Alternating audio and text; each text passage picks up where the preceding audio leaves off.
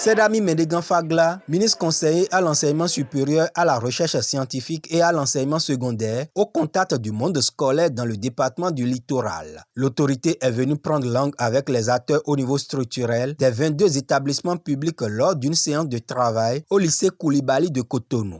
En plus des nombreux et fructueux échanges que nous avons précédemment eus, je pense que ceci est une occasion pour Madame la ministre de s'enquérir des difficultés que nous rencontrons dans le département.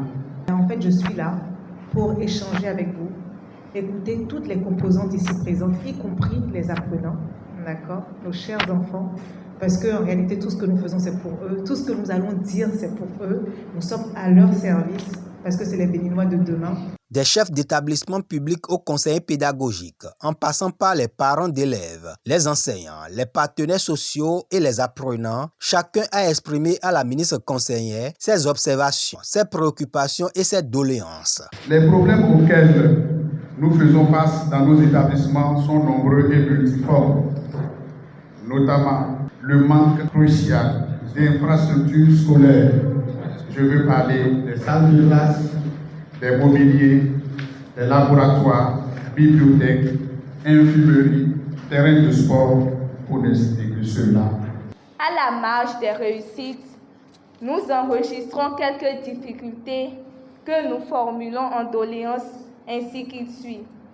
Manque criard de salles de classe, manque de tables, manque de matériel sportif et informatique alors que nous sommes à l'ère du numérique. L'insécurité due à l'invasion des périmètres scolaires par des gens de mauvaises intentions. Notre ultime doléance, c'est ceci. C'est la mise en application effective de la décision de reversement des enseignants AME, et nous allons ajouter, qui ont commencé depuis 2019, donc qui ont totalisé 6 années. Je voudrais que vous suggériez au président qu'il initie un projet pour construire 12 bibliothèques départementales. Il n'en a pas une idée, mais quand il va réaliser ce projet, il verra qu'il a frappé un coup de maître. Les insuffisances et difficultés semblent les mêmes avec des spécificités par endroit. La formation des CP a eu lieu en 2022, mais jusque-là, il n'y a plus de recrutement de CP. Et le nombre de CP est insuffisant sur le terrain. Beaucoup vont à la retraite. Donc, les CP voudraient que le recrutement et la formation aient lieu pour qu'il y ait assez de CP sur le terrain pour assurer l'encadrement. Notre deuxième préoccupation, elle est liée à la plateforme EducMaster. Cette innovation est allouée et regorge beaucoup d'atouts pour nous les parents et tout le monde éducatif.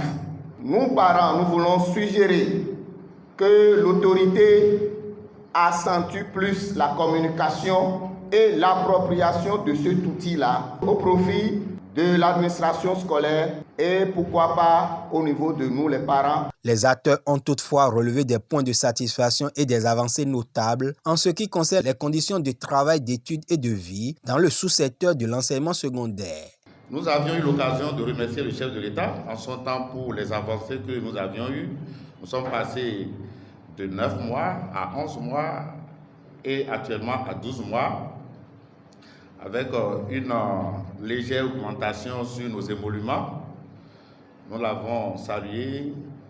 Nos braves femmes AME qui pourront désormais bénéficier des congés de maternité. Il y a la prise en charge sanitaire, beaucoup de choses. Nous remercions sincèrement son Excellence le chef de l'État pour nous avoir octroyé tout ça. Nous nous portons bien, les ACDPE et les fonctionnaires de l'État. Nous nous portons bien parce que les ACDPE ont été envoyés en formation, ce qui leur a permis de devenir des professionnels. Il y en a même qui sont reversés fonctionnaires de l'État. C'est une très bonne chose. Je pense, j'ai la sensation que Madame la ministre n'est pas venue en balade de forme à regarder les quelques interventions que j'ai écoutées.